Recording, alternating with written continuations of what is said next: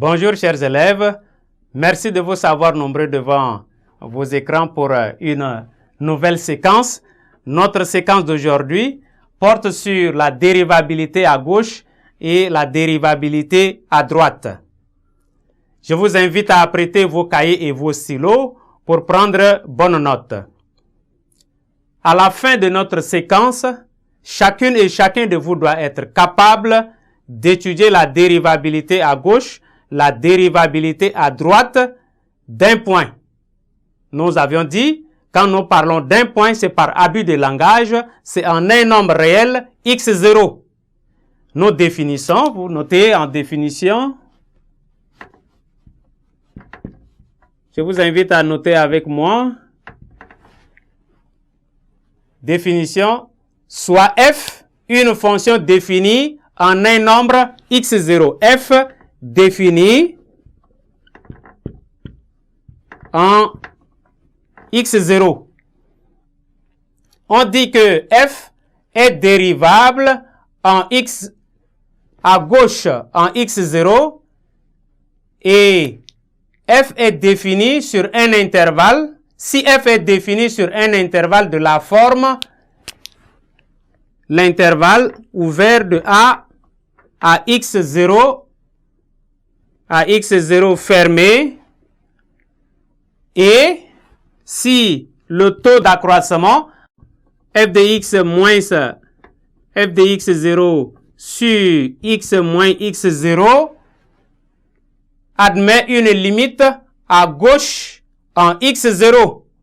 Nous avions vu dans les chapitres la limite de fonction, limite et continuité, particulièrement ce chapitre. On a vu limite à gauche, limite à droite. Et donc, si ce taux d'accroissement admet une limite finie à gauche en x0, on dit que f est dérivable à gauche.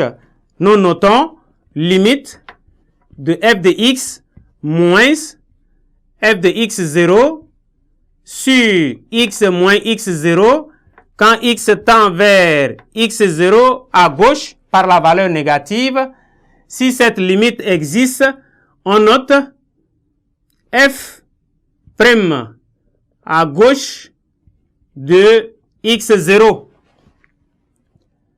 On note comme ça.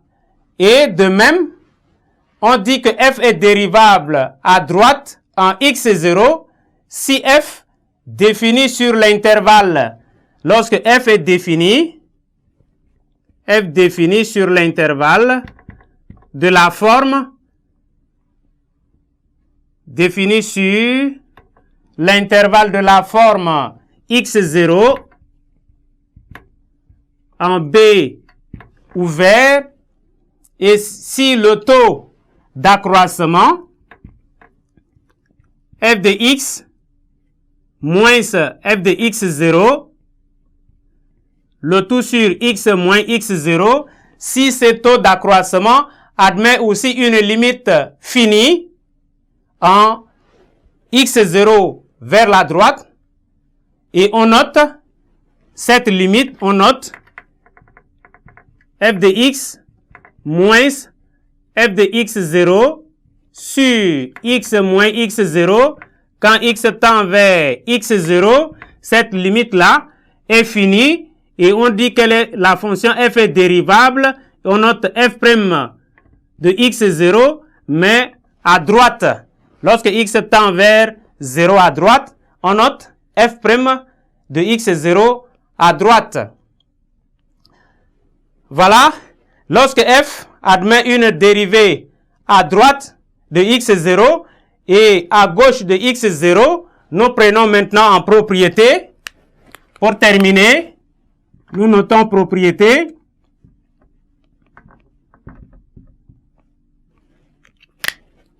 Vous notez avec moi, si la limite de f de x moins f de x0 sur x moins x0, quand x tend vers x0,